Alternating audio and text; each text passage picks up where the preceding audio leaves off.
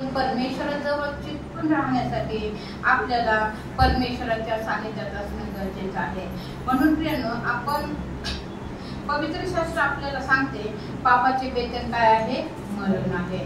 आपल्याला मरायचं नाही। ज्या वेळेस प्रभू आपल्यामध्ये राहील त्यावेळेस मरण आलं तर हरकत नाही, कारण मरण हे काय आहे? लाभ आहे। आणि जीवन काय आहे? कुणाला वचन माहिती? जगणे हे मला ख्रिस्त, मरणे हे मला लाभ आहे। प्रियांनो, आपल्याला जगायचं आहे जगामध्ये, कारण परमेश्वराला बरोबर घेऊन जगायचं आहे। कारण परमेश्वराला सोडलं तर आपल्याला काय आहे? मरण आहे। म्हणून प्रियांनो, आपल्याला मरण हे सुद्धा लाभच आहे, पण कोणतं? की परमेश्वराबरोबर जगून आणि नंतर आपण मरणार आहोत। कारण एक ना एक दिवस आपल्याला हे जग सोडून जायचंच आहे आणि त्यासाठी आपल्याला परमेश्वराबरोबर जगणं फार गरजेचं आहे। नाहीतर ज्यावेळेस परमेश्वर तुमचा आणि माझा त्याग करेल, मग त्या मरणाला अर्थ नाही, कारण ते मरण काय आहे? अग्निकुंड आहे। आणि मग ते त्या ठिकाणी काय करायचं? आपल्याला वेदना सहन करायच्या। पण प्रियांनो, त्या जगिक वेदना आणि सर्व काही ते आपल्याला प्रत्येकाला अनुभव आहे। कारण ज्यावेळेस आपण नश्वर जगामध्ये चालतो तर कितीतरी अडचणी आहेत जीवनात, पण एखादी गोष्ट आपल्याला करायची आणि आपण विश्वासाने म्हणतो नाही प्रभू तू आहेस। ज्यावेळेस प्रभू आपल्या बरोबर असेल तर आपल्या सर्व गोष्टी काय होतात? पूर्ण होतात आणि त्या प्रभू बरोबरच आपल्याला चालायचं आहे। ज्यावेळेस आपण प्रभू मध्ये चालतो निश्चितच आपलं जीवन काय होणार आहे? आशीर्वादित होणार आहे आणि आपल्याला त्या परमेश्वराच्या बरोबर राहायचं आहे। मग म्हणजे प्रभू म्हणणार नाही मी तुझा त्याग करणार आहे। कारण प्रियांनो, आपण पाहतो की परमेश्वर त्याच्या पित्याला म्हणतोय हे माझ्या देवा, हे माझ्या देवा, तू माझा त्याग का केला?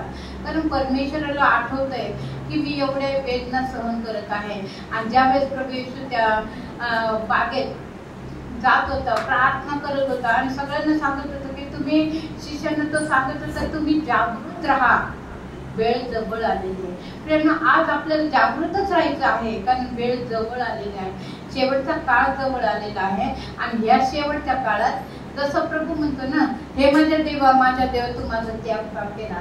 कारण परमेश्वराने त्याचा त्याग केला नाही, तर त्याला थोड्या वेळासाठी पित्याने त्याच्यापासून त्याला काय केलं? दूर केलं। कारण त्याने बघितलं की सर्व माझे लेकरं दुबगलेले आहेत, इकडं तिकडं सैरावैरा पळत आहे आणि त्याच्यामुळं त्याला त्या वधस्तंभावर देण्यात आलं आणि त्या परमेश्वराला की त्याने काय केलं? तुमच्या आणि माझ्यासाठी त्याचा त्याग केलेला आहे। त्यानं तो त्याग आपला करू नये प्रभू येशूने, तर आपण सतत त्या परमेश्वराच्या मार्गाने आपण चालणं गरजेचं आहे। प्रियांनो, आपण पाहतो त्या वधस्तंभावर परमेश्वर देण्यात आला त्यावेळेस तो काय पूर्ण देव नव्हता, तो मानव होता आणि मानव असताना तो काय होता? अंधकारात होता आणि अंधकार आणि प्रकाश हे दोन्ही एकत्र राहू शकत नाही। प्रियांनो, ज्यावेळेस अंधकार निघून गेला आणि तो प्रकाशात आला आणि तिसऱ्या दिवशी काय झालं? पुन्हा उठलेला आहे आणि प्रकाश त्याच्या बरोबर होता। जोपर्यंत वधस्तंभावर होता त्यावेळेस त्याच्यामध्ये काय होता? अंधकार होता, कारण तो मानवरूपी होता आणि ह्या सर्व वेदना तो सहन करत होता आणि म्हणून परमेश्वराने त्याचा त्याग केला थोड्या वेळासाठी। प्रियांनो, आपला त्याग करू नये, तर आपल्याला सतत त्या परमेश्वराने त्याच्या कार्यात घ्यावं, त्याच्या प्रकाशात आपल्याला चालायचं आहे। जोपर्यंत आपण त्या प्रकाशात आहोत तर आपल्याला कोणत्याही गोष्टीचं संकट नाही, कोणत्याही गोष्टीची अडचण नाही, दुःख नाही, क्लेश नाही, कारण हे जग क्लेशाने भरलेलं आहे, दुःखाने भरलेलं आहे। आणि आपण पाहतो की नाही का, अनेक लोकांचे मत एकामेकाविषयी चांगले नाहीत, कारण हे काय आहे? तर विरोधक आपल्या अंतःकरणात घुसलेला आहे आणि त्याच्यामुळे आपलं मन काय आहे? स्थिर नाहीये। म्हणून आपल्याला स्थिर होण्यासाठी परमेश्वरामध्ये अधिक अधिक आपल्याला काय करायचं आहे? प्रकाशात चालायचं आहे। यावेळेस आपण एक वचन पाहणार आहोत, योहान सुवर्तमान याचा 3रा अध्याय आणि 10वं वचन सांगतोय, जो देवाचा पुत्र आहे तो काही पाप करीत नाही, कारण स्वतः देव त्याच्या जवळ असतो, तो पापात राहू शकत नाही, कारण तो देवाचं मूल आहे। प्रियांनो, किती सुंदर वचन आहे।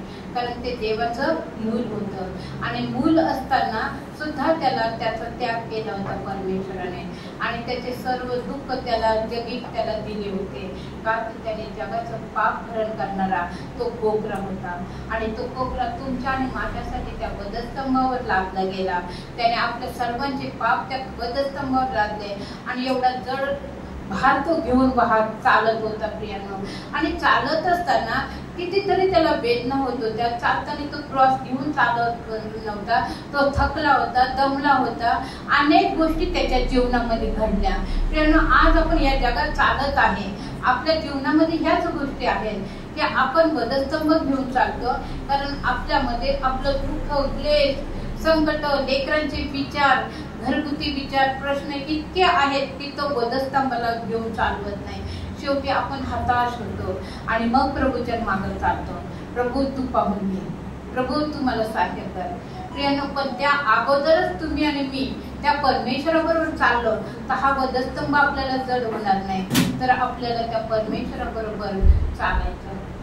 आणि यावेळेस दुसरे पेत्र याचा 2 अध्याय आणि 4 वचन सांगते, कारण देवाने पाप केले नव्हते, देवाने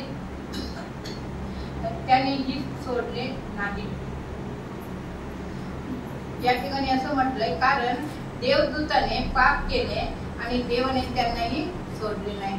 प्रियांनो, ज्यावेळेस आपण पाहतो की स्वर्गामध्ये परमेश्वराबरोबर देवदूत होते आणि देवदूत असताना एका देवदूताला स्वतःच्या संगीतावर फार घमेंड आला.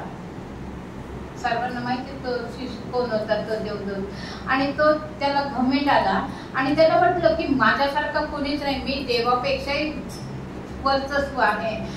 पण प्रियांनो, की परमेश्वराला कोणी असं केलं तर आवडत नाही आणि परमेश्वराने त्याला काय केलं, या भूतलावर टाकून दिलं.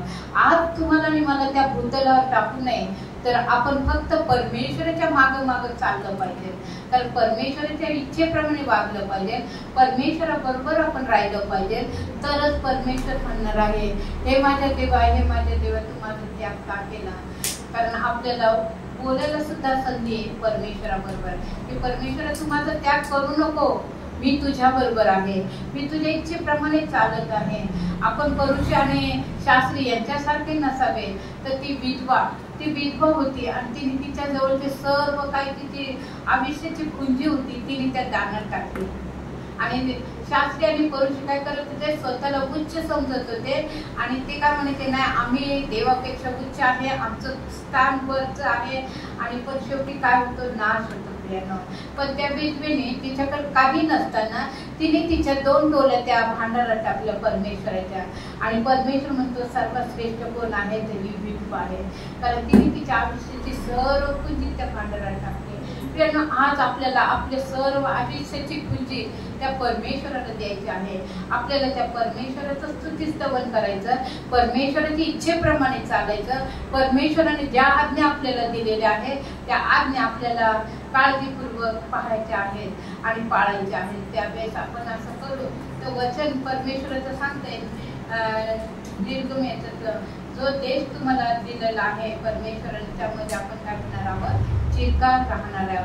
आपल्याला जे घर दिलं ते आशीर्वादित होणार आहे आणि त्या घरामध्ये सतत आपण आनंदी, सुखी, समाधी राहणार आहे. कोणत्या कुटुंबामध्ये क्लेश होणार नाही, भांडणं होणार नाही, काहीच नाही. कारण आपल्याला परमेश्वराबरोबर राहायचं आहे. हे वचन तुम्हाला आणि मला परमेश्वर आशीर्वादित करो.